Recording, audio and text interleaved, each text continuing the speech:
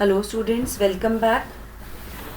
हमारा 11th का lesson cell the unit of life चल रहा है, जिसमें हमने लास्ट क्लास में डिस्कस किया था कि सेल की डेफिनेशन क्या होती है, structure and functional unit of life.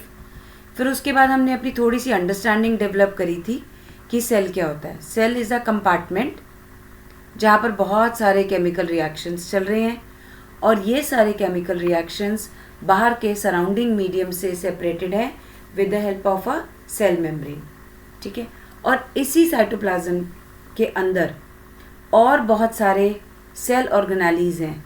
उन सेल ऑर्गेनेलीज के अंदर चल रहे हैं ये सारे रिएक्शंस, जिनमें से कुछ सेल ऑर्गेनेलीज के ऊपर मेम्ब्रेन है और कुछ non membrane bound cell organelles हैं। फिर उसके बाद हमने पढ़ा था कि एक सेल का बेसिक फीचर क्या है। एक सेल के पास होना चाहिए सेल मेम्ब्रेन, उसके पास अपना जेनेटिक मटेरियल होना चाहिए, सेल ऑर्गेनेलीज होने चाहिए और बहुत सारी तरह के मेटाबॉलिक रिएक्शंस उसके अंदर होंगे। तो it will be considered as a cell. फिर हमने सेल थ्योरी से रिलेटेड कुछ साइंटिस्ट के नाम पढ़े और सेल की डिस्कवरी को हमने फर्दर एनहांस किया। ठीक है, लास्ट में आते आते हमने कंक्लूड किया था कि सेल थ्योरी क्या है। सेल थ्योरी में all the living organisms are composed of cells and products of cell and all cell arise from pre-existing cell। यहाँ तक हम कर चुके थे अपनी लास्ट क्लास में। अब आज की class we are going to start with an overview of a cell। overview of a cell में सबसे पहले तो जो हम पॉइंट डिस्कस करेंगे वो हम ये देख रहे हैं कि हमारे पास ये दो सेल के डायग्राम्स हैं इन फ्रंट ऑफ यू, जिसमें ये फर्स्ट डायग्राम जो है वो एक टिपिकल प्लांट सेल का स्ट्रक्चर है। अब एक टिपिकल प्लांट सेल का स्ट्रक्चर होना क्या है। एक टिपिकल प्लांट सेल का स्ट्रक्चर अगर हम बात करें तो उसके पास आउटर में ये है सेल वॉल। यहाँ ये दिस थोड़ा कर्सर प्रॉब्लम है, but you can see this one is the cell wall, जो ये बाहर सबसे आउटर लेयर है। ये आप क्लास 9th में भी पढ़ चुके हैं कि जो सेल वॉल है प्लांट सेल्स में जो पाई जाती है वो आउटर लेयर है। उसके बाद सेल मेम्ब्रेन है, उसके अंदर न्यूक्लियस है और जो स्पेस एम्प्टी स्पेस आपको यहाँ नज़र आ रही है दैट इज़ साइटोप्लाज्म। अगर हम एनिमल सेल की बात करें, जिसका एक टिपिकल एग्जांपल हम चीक सेल लेते हैं, जो कि हम प्रैक्टिकल्स में अक्सर चीक सेल के साथ ही हम प्रैक्टिकल्स करके देखते हैं।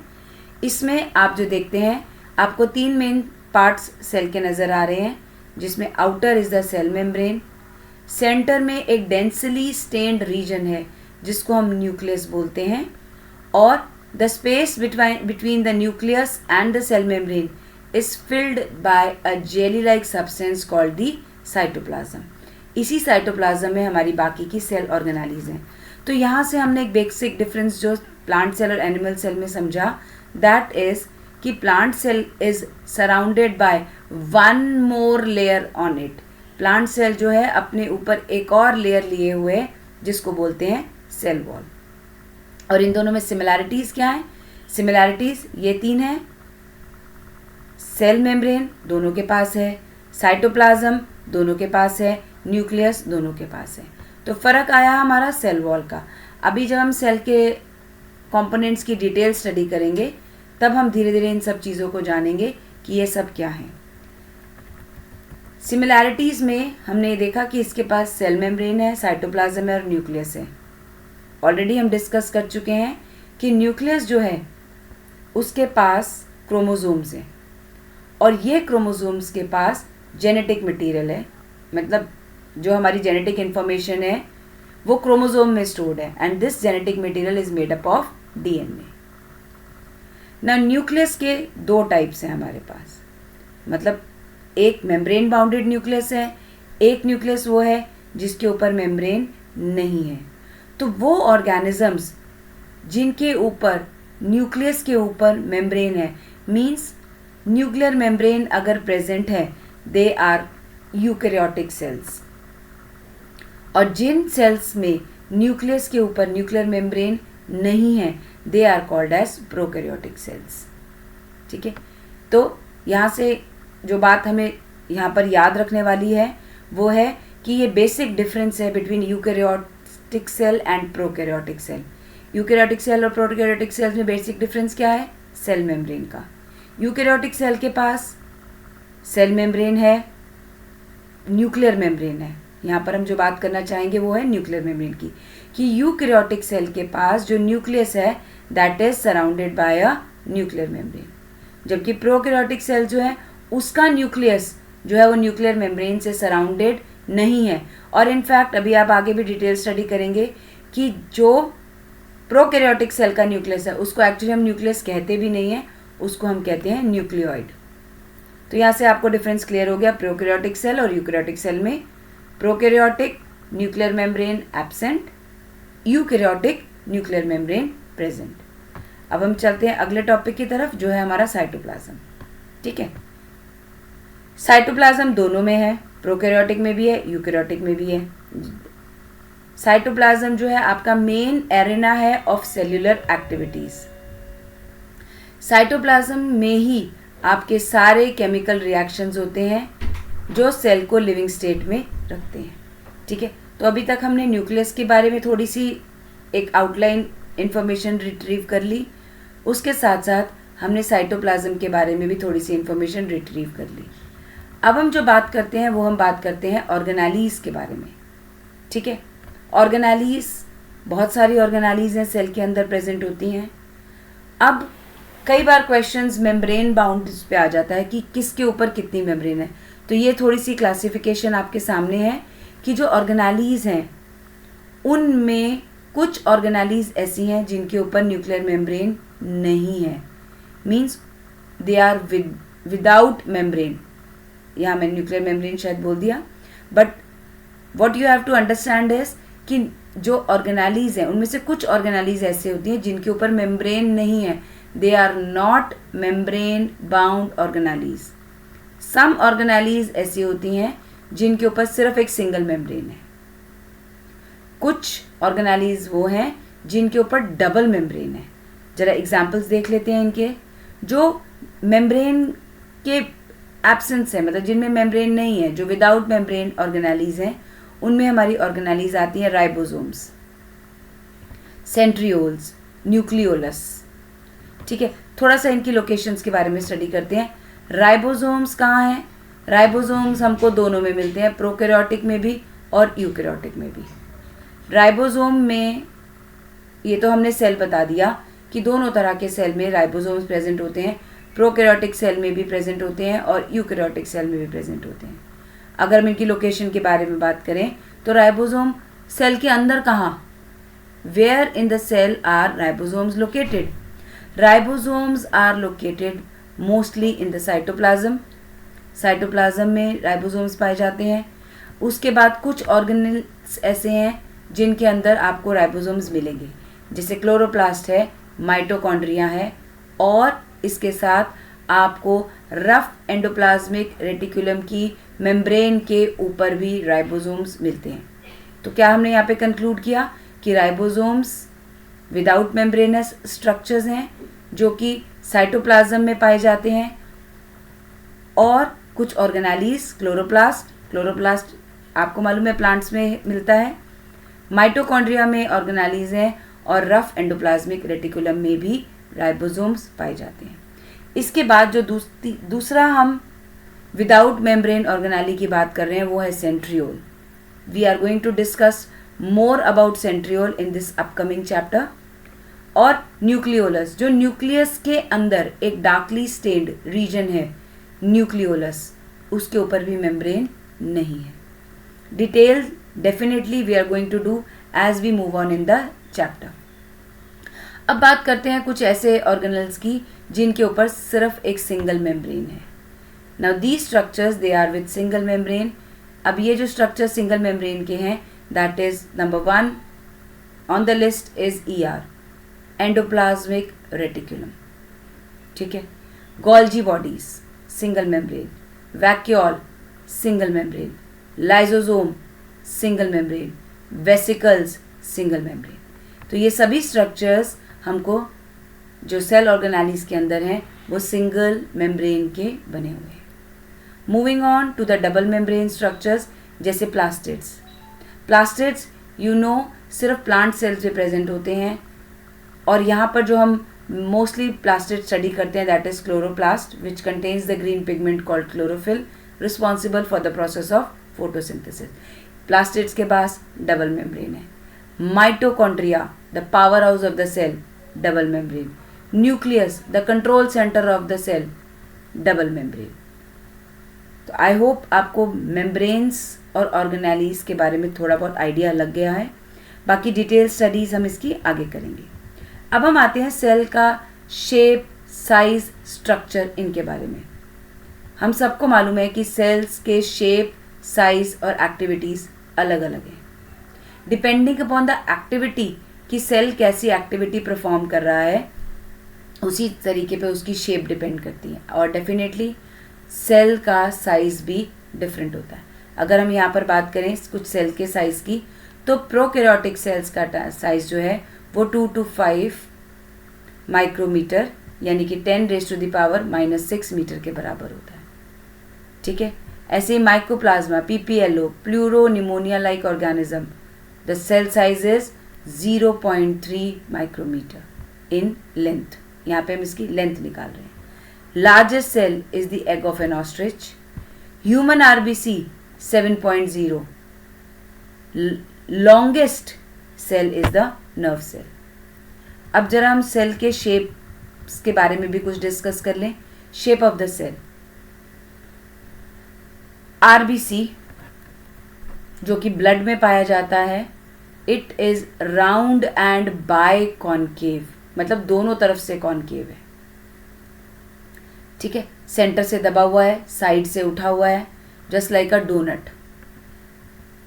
WBC वो भी ब्लड में मिलता है। उसकी शेप कैसी है? It does not have a fix shape. इसकी शेप अमीबा की तरह चेंज होती रहती है, तो हम इसकी शेप को जो नाम देते हैं दैट इज अमीबॉइड। फिर columnar epithelial cell,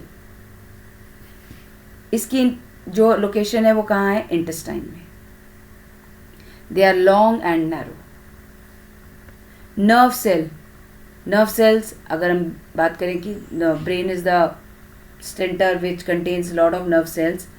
nerve cells they are long and branched. इसके बाद जैसे अगर हम प्लांट सेल्स की बात करें तो वहाँ पर हमको ट्रकीड्स मिलते हैं जो कि जाइलम में लोकेटेड होते हैं, मतलब tracheids are a part of xylem.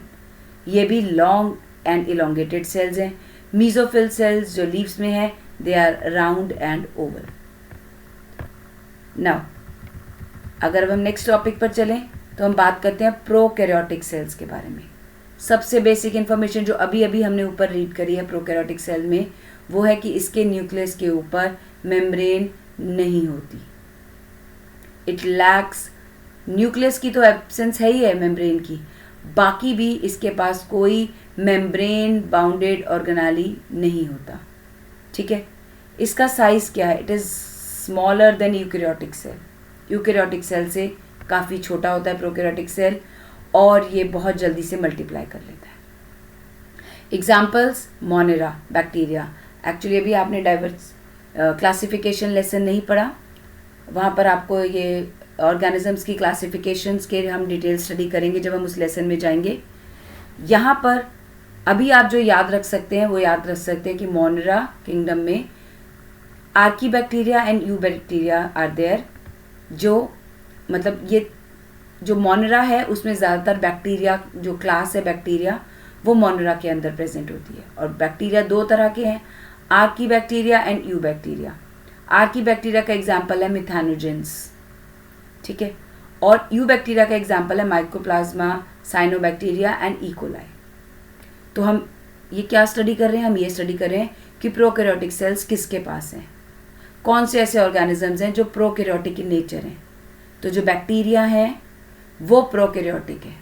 तो बैक्टीरिया किस के अंडर आते हैं? कौन से किंगडम में? मोनेरा में। तो मोनेरा के अंदर जो बैक्टीरिया आते हैं they are all prokaryotic cell. इसके अलावा जो आपका प्रोटिस्टा है, आपका प्लांट है, फंगी है, एनिमेलिया है, इन सब में यूकैरियोटिक सेल्स आते हैं। अब अगर हम प्रोकैरियोटिक सेल्स यानी कि बैक्टीरिया की शेप की बात करें तो हमारे पास ये 4 main shapes of bacteria present है। कोकस, कोकस मतलब गोल, spherical, like this round shape. Bacillus rod shape, ऐसे लंबे रॉड की तरह। वेब्रो कॉमा शेप, बिल्कुल देखिए कॉमा की तरह। Spirillum spiral shape.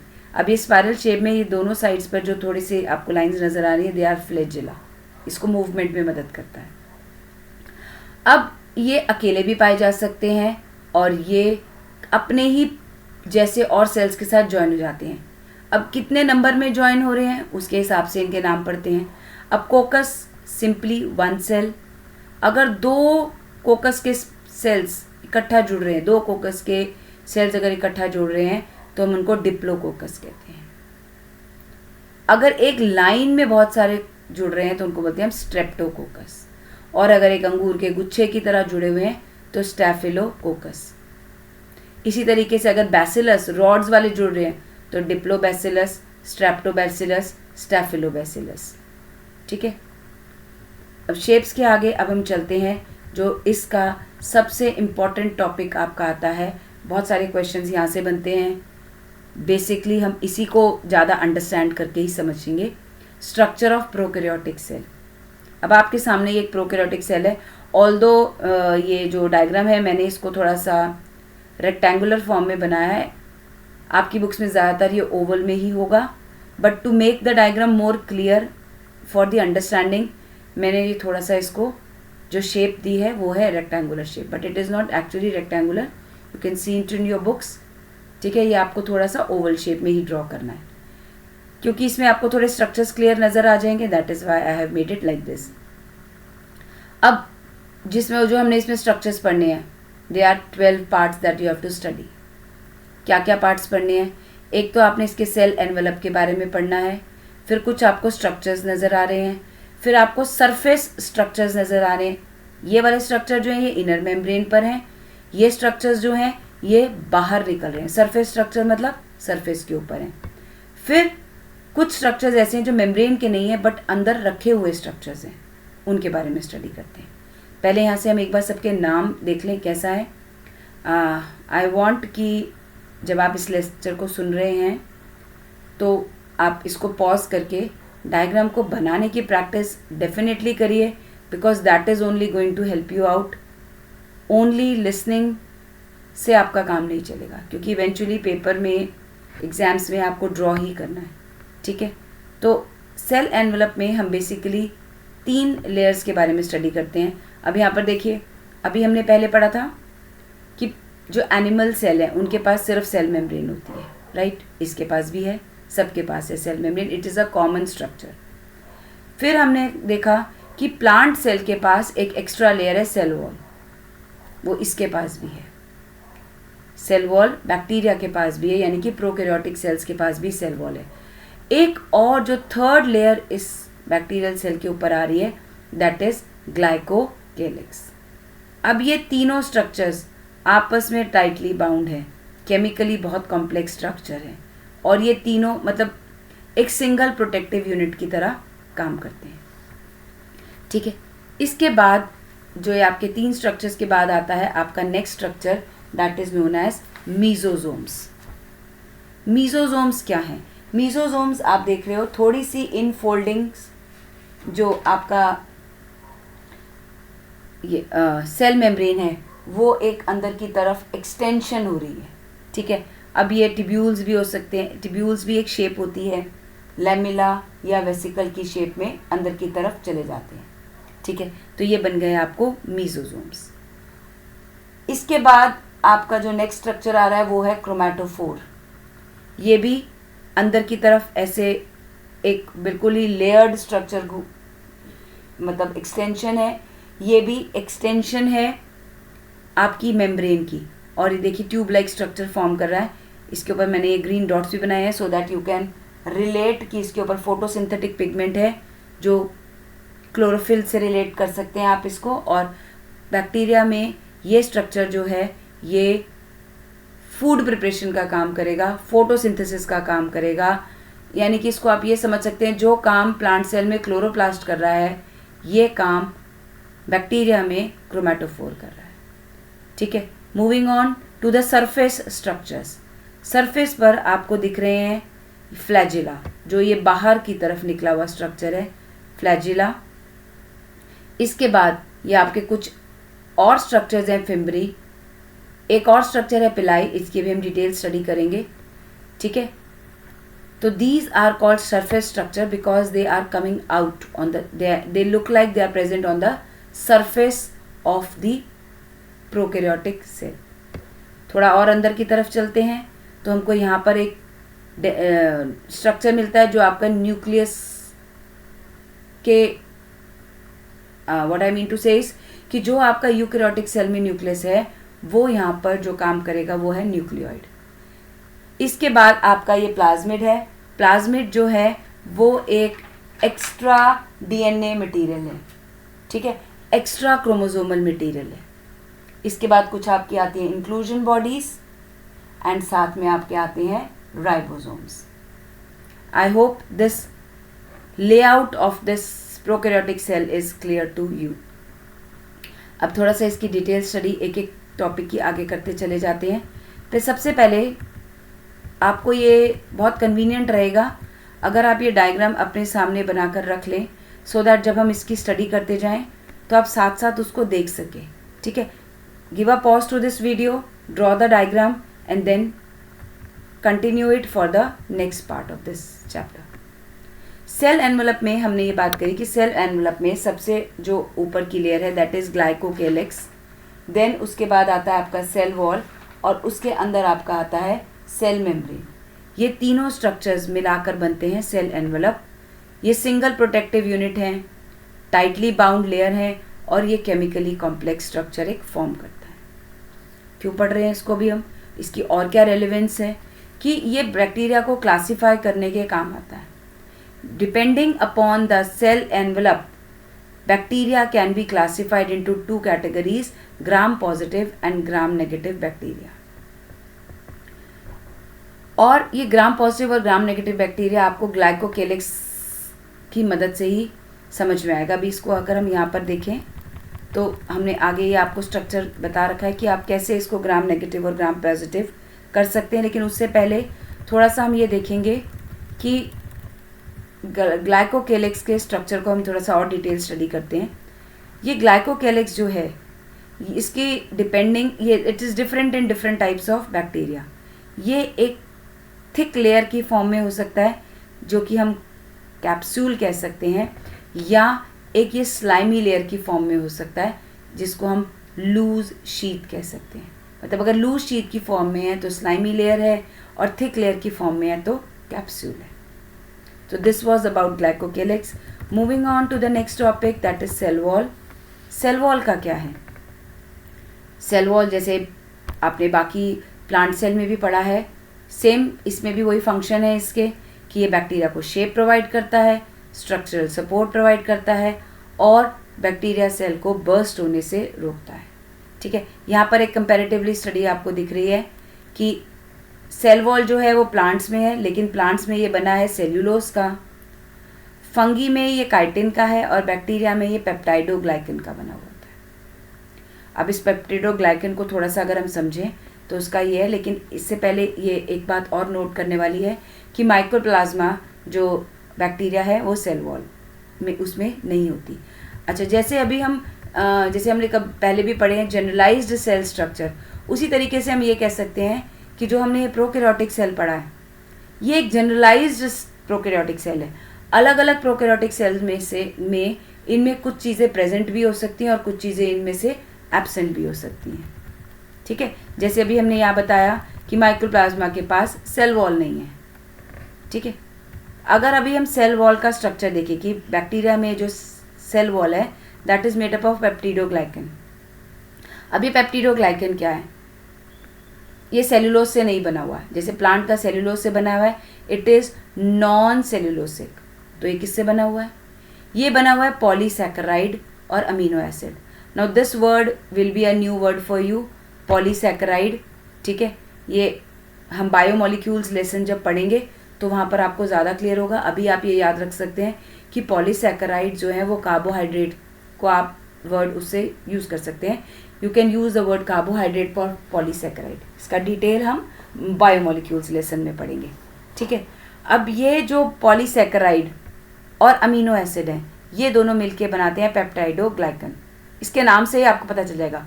पेप्टाइडो amino acid के लिए यूज़ किया जाता है और glycan word carbohydrate, means carbohydrate और अमीनो एसिड्स को मिलाकर ये पेप्टिडोग्लाइकन बनता है। थोड़ी सी एक्स्ट्रा इन्फॉर्मेशन यहाँ पर आपके साथ शेयर कर रही हूँ, ठीक है। कैसे बनता है ये थोड़ा सा अगर आप इसको जान लें तो अच्छा लगेगा आपको। कार्बोहाइड्रेट की मॉडिफिकेशन से पेप्टिडोग्लाइकन बनता है। कैसे? ग्लूकोज के साथ दो तरह से मॉडिफिकेशन हो सकती है। एक तो ग्लूकोज के साथ, ये ग्लूकोज का स्ट्रक्चर है, ठीक है। We represent this glucose by this. ये ग्लूकोज का स्ट्रक्चर भी हम डिटेल स्टडी बायोमोलिक्यूल्स में करेंगे, but for the time being for this lesson आप ऐसे डायग्राम बनाकर ग्लूकोज को रिप्रेजेंट करेंगे। बाकी इसके जो सारे carbon hydrogen bondings and everything we are going to discuss in the next chapter. तो अभी आप ये देखोगे कि जब आप बायो पढ़ रहे हैं तो बहुत सारी चीज़ें ऐसी होंगी जो हम अभी पढ़ रहे हैं लेकिन डिटेल आगे पढ़ेंगे। बहुत सारी चीज़ें ऐसी हैं जिसकी डिटेल हम अभी पढ़ रहे हैं और उसका सिर्फ हम आगे जाके वर्ड्स यूज़ करेंगे। तो किसी भी लेसन को आप अलग से नहीं समझ सकते कि हाँ ये लेसन ऐसा है तो मुझे 100% आ गया। All the lessons of bio are linked with each other, ठीक है। ये बहुत इंपॉर्टेंट बात है बायो की कि आपके सारे चैप्टर्स आपस में लिंक्ड होते हैं। आप किसी भी लेसन को एक इंडिविजुअल लेसन बोलकर स्टडी नहीं कर सकते। इसमें कई सारी चीज़ें भी आपने देखी, हमने बायोमोलिक्यूल से डिस्कस करनी है, ऐसे कुछ इकोलॉजी से, कुछ फिजियोलॉजी से हम आगे आगे इनको डिस्कस करते चले जाएंगे। तो आपको हर चीज़ को दिमाग में रखते हुए चलना है और शायद जब आप इसका रिविज़न करें या वापस लेसन में आएँ तो आपके लिए वो ज़्यादा बेटर ऑप्शन रहेगा दोबारा से स्टडी करना। डेफिनेटली वन गो में you will not be able to grasp all the things 100%। हो सकता है आपको ये लेक्चर भी दोबारा सुनना पड़े। ग्लूकोज को दो तरीके से मॉडिफाई किया जा सकता है। एक, ग्लूकोज पे एन एसिटाइल ग्लूकोज अमीन जोड़ सकते हैं, या ग्लूकोज पर एक और कंपाउंड जोड़ा जा सकता है N acetyl muramic acid, sorry it was a slip of my tongue. N acetyl glucosamine और एन एसिटाइल मुरामिक एसिड। अब इसका शॉर्ट फॉर्म भी लिख देते हैं हम, इसको हम बोलते हैं नैग, NAG, क्योंकि ये G से है ग्लूकोज, नैग। और यहाँ पर M से तो we are going to put NAM. तो नैग और नैम के आपस में जुड़ने से आपका पेप्टिडोग्लाइकन का स्ट्रक्चर बनता है। कैसे? अब इस नैग को मैं रिप्रेजेंट कर रही हूँ डार्क कलर से और नैम को रिप्रेजेंट कर रही हूँ मैं ये रेड ऑरेंज, जो भी आपको आपकी स्क्रीन पे कलर दिख रहा हो। ये एक चेन बना लेते हैं। Chain in the sense alternatively ये एक दूसरे के साथ चेन्स में अटैच हो जाते हैं। अब ये जो चेन्स हैं ये आपस में लिंक होकर के जुड़ती चली जाती है, ठीक है। ये ग्लाइकन की चेन हो गई और ये आपस में क्रॉस लिंक होकर के जुड़ रहे हैं। इसी ग्लाइकन, इसी नैग और नैम के साथ आप ये दूसरी लाइंस देख रहे हैं जो ये ऐसे छोटी छोटी लाइंस आ रही हैं। एक तो देखिए आप ये देख रहे हैं क्रॉस लिंकेज, नैग और नैम एक दूसरे के साथ ऐसे क्रॉस लिंक में जुड़े हैं।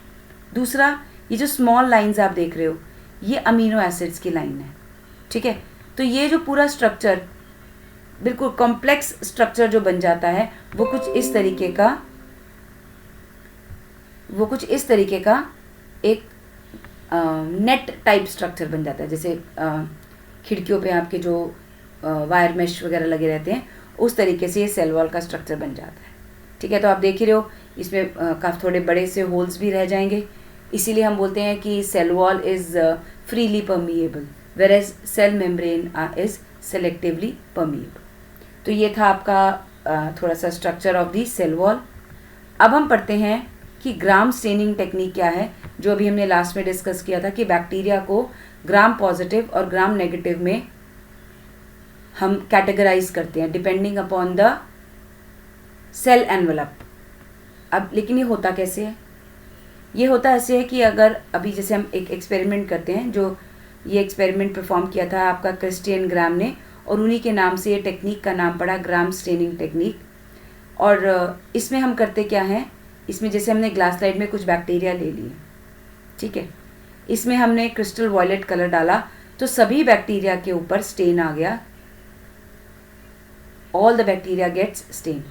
अब हमने एक डी स्टेनिंग टेक्निक करी। इस डी स्टेनिंग टेक्निक पे हम देखा कुछ जो बैक्टीरिया हैं उनके ऊपर से तो स्टेन निकल गया, लेकिन कुछ बैक्टीरिया ऐसे हैं जिनके ऊपर स्टेन रह गया। तो जो बैक्टीरिया के ऊपर से स्टेन गेट्स रिमूव्ड उनको हम बोलते हैं ग्राम नेगेटिव बैक्टीरिया, और जिन बैक्टीरिया के ऊपर स्टेन रह जाता है those bacteria are called gram positive bacteria. थोड़ा सा डिफरेंस एक बार और स्टडी कर लेते हैं, ठीक है। क्या है? ग्राम पॉजिटिव बैक्टीरिया में स्टेन रहता है, अभी हमने पढ़ा। उनका सेल एनवेलप कैसा होता है? उनका सेल एनवेलप थिक होता है। ग्राम नेगेटिव बैक्टीरिया में क्या है? वो अपना स्टेन छोड़ देते हैं और उनका जो सेल एनवेलप है वो थिन है। तो हम ये भी कह सकते हैं कि जिनका थिक एनवेलप है वो ग्राम पॉजिटिव बैक्टीरिया और जिनका थिन एनवेलप है वो ग्राम नेगेटिव बैक्टीरिया। कुछ एग्जांपल्स, ग्राम पॉजिटिव के एग्जांपल्स अगर हम स्टडी करें तो लैक्टोबैसिलस एंड स्ट्रेप्टोमाइसिन, जबकि ग्राम नेगेटिव के अगर हम एग्जांपल स्टडी करें तो इकोलाई, साइनोबैक्टीरिया, माइकोप्लाज्मा, ये सब ग्राम नेगेटिव के। अभी आपने पढ़ा था ना, माइकोप्लाज्मा के ऊपर सेल वॉल भी नहीं होती है, ठीक है। तो उसकी इसका मतलब क्या हुआ? सेल एनवेलप थिन है, पतला सेल एनवेलप है, तो वो भी किस में आया? ग्राम नेगेटिव में। और ये देखने को हमने ऑब्जर्व किया है कि ग्राम पॉजिटिव जो बैक्टीरिया हैं उनमें मीजोजोम्स पाए जाते हैं, whereas in the case of gram negative bacteria pili and porins are present. ये भी अभी हम आगे डिस्कस करेंगे ये सब चीज़ें क्या होती हैं। Now coming to the next topic which is cell membrane. Cell membrane जो है हमारी फॉस्फोलिपिड से बनी होती है, ठीक है। फॉस्फोलिपिड से सेल मेम्ब्रेन बनी होती है। फॉस्फोलिपिड का अगर हम स्ट्रक्चर देखें तो इसमें एक हाइड्रोफोबिक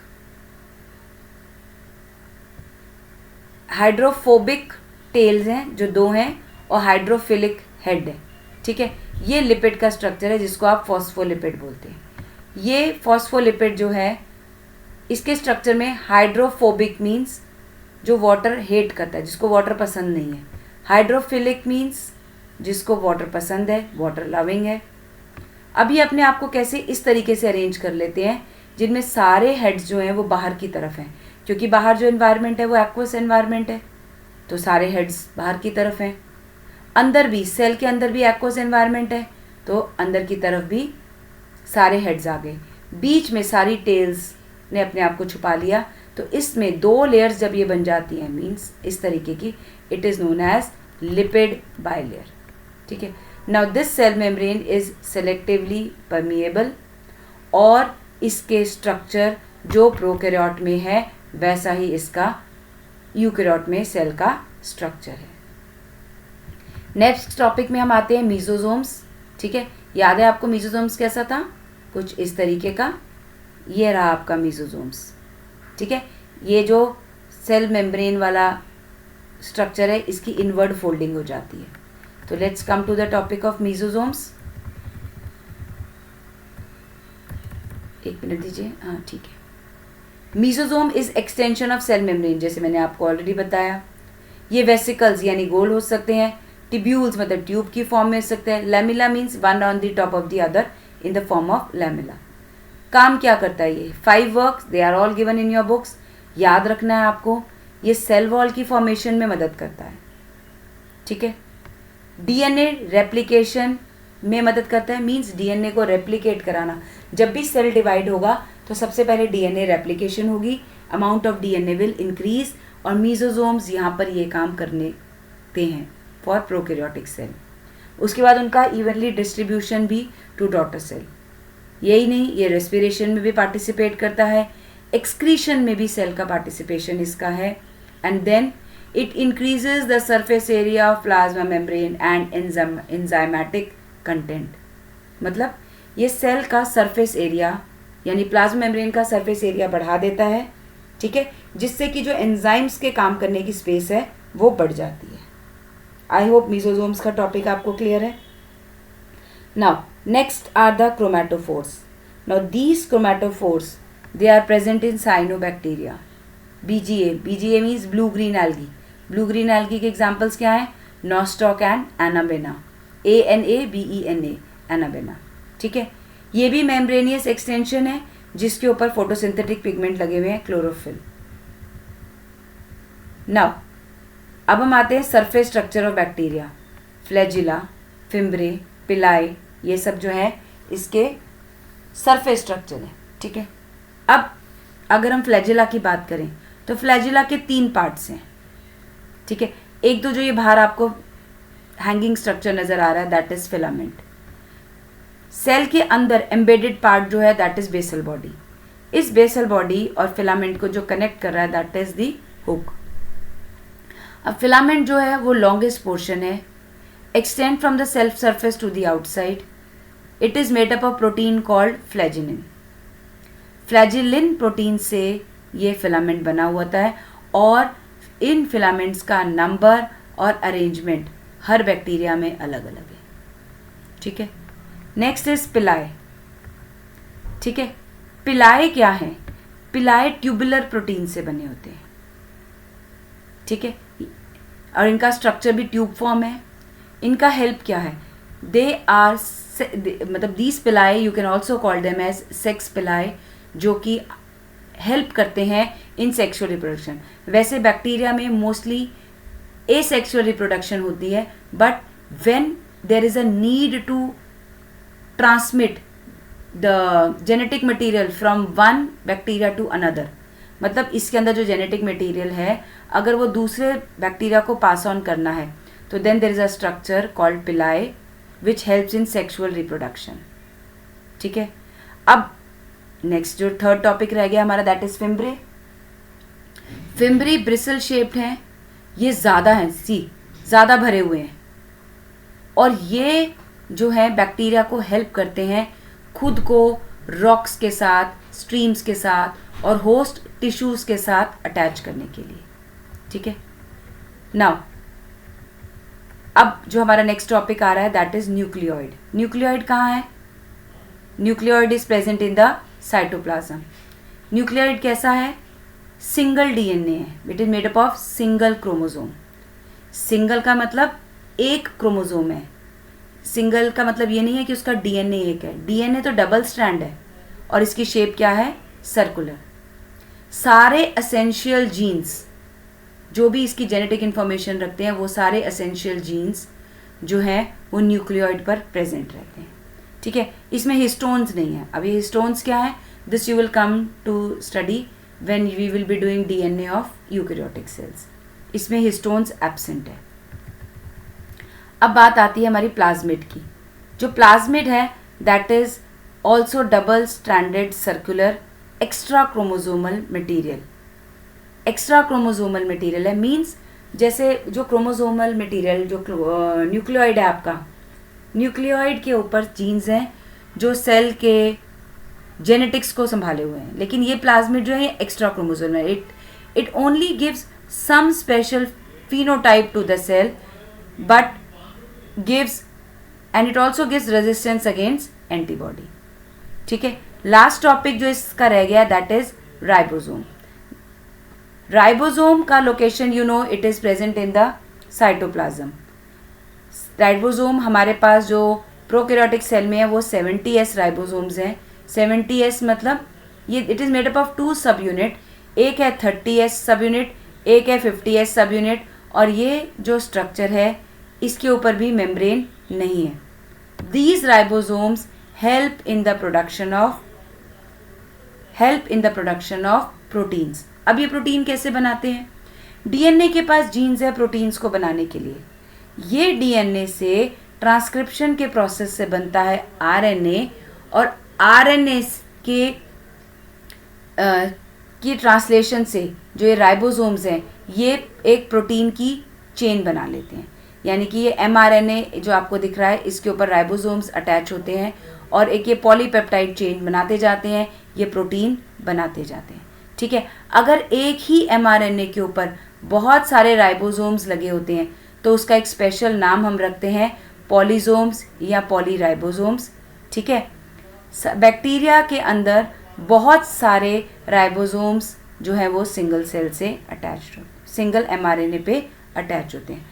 आई होप कि आपको ये हेल्पफुल रहेगा पढ़ना, और enjoy studying bio, that's what मैं आपको कह सकती हूँ। नेक्स्ट लेसन में फिर मिलते हैं इसके नेक्स्ट पार्ट के लिए। Till then enjoy reading.